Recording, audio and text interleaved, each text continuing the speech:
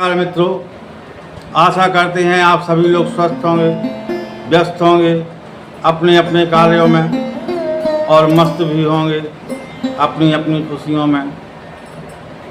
मित्रों, आज मैं अपनी बात आपसे सीधे तौर पर रखने जा रहा हूँ, क्योंकि मेरे पास कोई ब्लॉग नहीं था और जो मैं रोज़ाना अलाउद्दीन की कहानियाँ आपको सुनाया करता था वो मैंने जानबूझ करके डिले कर दी, क्योंकि ये मुद्दा मुझे ऐसा लगा कि इसके बारे में चर्चा होनी चाहिए। आज भले ही छोटी सी चिंगारी होगी, कल आग निश्चित जलेगी। मित्रों, अगर आपके पास समय कम हो तो अभी आप वीडियो को छोड़ दें तो मुझे कोई दिक्कत नहीं है, लेकिन आप लोग अगर रहें तो पूरा देखें, ये मेरा आपसे निवेदन है, क्योंकि इस चर्चा को सुनना हम सभी के लिए आवश्यक है जो अपने हिंदूवादी हैं या हिंदुत्व को मानने वाले हैं। तो मित्रों, मैं आपसे चर्चा करने जा रहा था आज के सिस्टर्स डे के बारे में। आज मैं जिस भी लाइव में गया या वीडियो पे गया या फेसबुक में, इंस्टा पे, हर जगह केवल एक चर्चा थी, सिस्टर्स डे सिस्टर्स डे। मान लिया ये अंग्रेज़ों का त्यौहार है या आज से प्रचलन में आया है, किसने चलाया है मुझे तो नहीं मालूम, लेकिन सिस्टर्स डे नाम के अनुसार मुझे ऐसा लगता है कि ये ईसाइयों का त्यौहार होना चाहिए या विदेशों से जहाँ से भी आया हो। लेकिन आप खुद सोचिए कि हमारे आपके पास में क्या त्योहारों की कमी है जो हम अपने त्योहारों को भूलते चले जा रहे हैं और लगातार दूसरे के बहाव में बहते जा रहे हैं। हमारे आपके यहाँ तो बहन बेटियों को प्रतिदिन सम्मान दिया जाता है, कभी कन्या पूजन के नाम पर, कभी उनको मान होने के नाम पर, कभी रक्षाबंधन, कभी भाई दूज। शायद आप जानते होंगे साल भर में हर महीने नवरात्रि होती है, यानी कन्या पूजन का उत्सव होता है, जिनमें से केवल 2 नवरात्रियाँ प्रकट हैं, बाकी सब गुप्त हैं। तो जिसकी सांस्कृतिक विरासत इतनी मजबूत है, इतनी विशाल है, और वो लोग जा कर के उन लोगों को फॉलो कर रहे हैं जिनका कोई अस्तित्व नहीं है, जिनकी कोई सामाजिकता नहीं है, जो अपने बच्चे स्वयं पाल नहीं सकते हैं, ऐसे लोगों को हम क्यों फॉलो करें। खैर, ये विषय अलग है। तो मैं आप लोगों को आज ये बताने जा रहा था कि जैसे ये सिस्टर्स डे है वैसे ही हमारा होता है रक्षाबंधन, और ये बात आपको रक्षाबंधन के ही समय बताता मैं, लेकिन आज सिस्टर्स डे की धूम के कारण मेरे मन में ये आया कि शायद हमारे सनातनी हिंदू सब भूल गए हैं कि हम रक्षाबंधन क्यों मनाते हैं। और मैंने एक लाइव में ये क्वेश्चन भी किया, वहाँ लगभग 20 लोगों की वाचिंग थी, उनमें से एक को भी पता नहीं था कि रक्षाबंधन कब मनाया जाने लगा, कैसे प्रारंभ हुआ।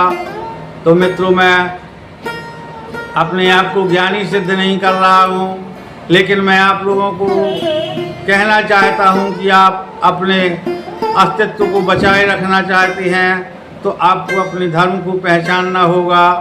तो बात यूँ शुरू होती है कि रक्षाबंधन कब मनाया गया, कैसे मनाया गया।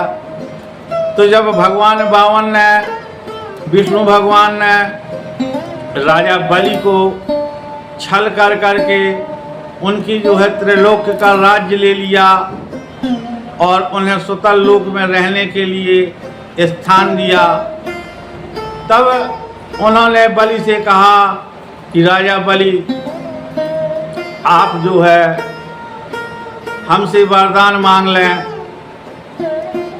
तो राजा बलि बोले, महाराज, जिसने आपको दान दिया है वो आपसे क्या दान मांगेगा,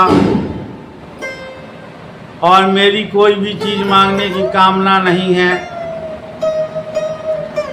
तब भगवान विष्णु कहते हैं, नहीं, हमारा बना रहे, सम्मान बना रहे, इस वजह से आप हमसे कुछ मांग लीजिए। तब महाराज बलि कहते हैं, अगर आपकी इतनी ही कृपा है, आप देना ही चाहते हैं, तो आप मुझे अपने दर्शनों का नित्य प्रति लाभ देंगे, यानी आपके दर्शन मुझे हर समय होना चाहिए, जब मैं चाहूँ। भगवान विष्णु बड़े असमंजस में पड़ गए, क्योंकि सारे लोगों को छोड़ करके एक जगह भगवान तो नहीं रह सकते थे, लेकिन अब चूंकि उन्होंने वरदान दिया है और भक्त की बस में हमेशा भगवान होते आए हैं, तब वह बालक के रूप में वहाँ पे रहने लगे। और जब इस तरीके से बहुत समय हो गया तो माता लक्ष्मी को विष्णु भगवान की याद आई। तो उन्होंने जब देखा कि ये तो महाराज बलि के यहाँ बालक बन कर के घूम रहे हैं, तब वह आती हैं महाराज बलि के यहाँ और उनको राखी बांधती हैं।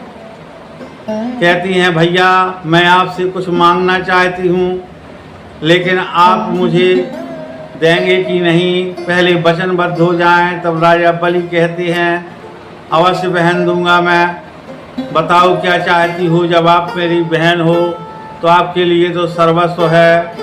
तब वो कहती हैं, जो आपके फाटक पर ये कुमार है, बालक है, ये आप हमें दे दें। तब राजा बलि कहते हैं, बहन वो तो साक्षात विष्णु हैं, उन्हें मैं कैसे दे सकता हूँ।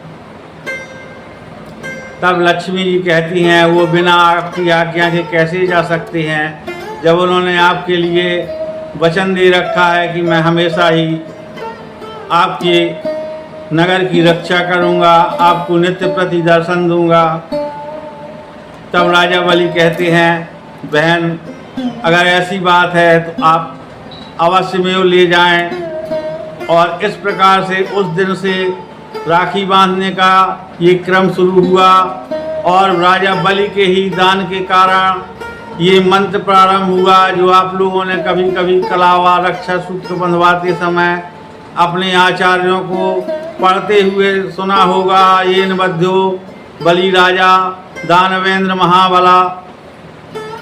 तो ये हमारे देश का, हमारे जो है सनातन धर्म का बहुत विस्तृत इतिहास है, और हम आप इसको छोड़ करके, इतने प्यारे अपने जो है धर्म को छोड़ करके हम दूसरों का अनुसरण कर रहे हैं, ये हमारे लिए बड़े शर्म की बात है। हमारे सनातन धर्म में सभी रंगों को रंगा गया है, और अगर हम इन पर भी संतुष्ट नहीं हैं, हमें दुनिया रंगीन नहीं दिखती है, तो हम शायद कहीं संतुष्ट नहीं हो पाएंगे।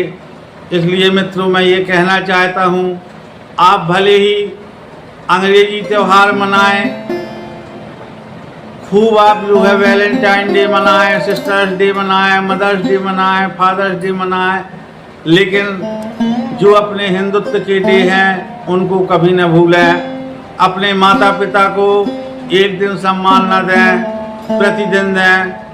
मैंने जो है मदर्स डे और फादर्स डे कभी नहीं मनाया, क्योंकि मेरा तो नित्य प्रति होता है। इसी प्रकार बहन भी मेरी 24 घंटे दिल में रहती है, तो उसके लिए एक दिन क्या मनाऊं।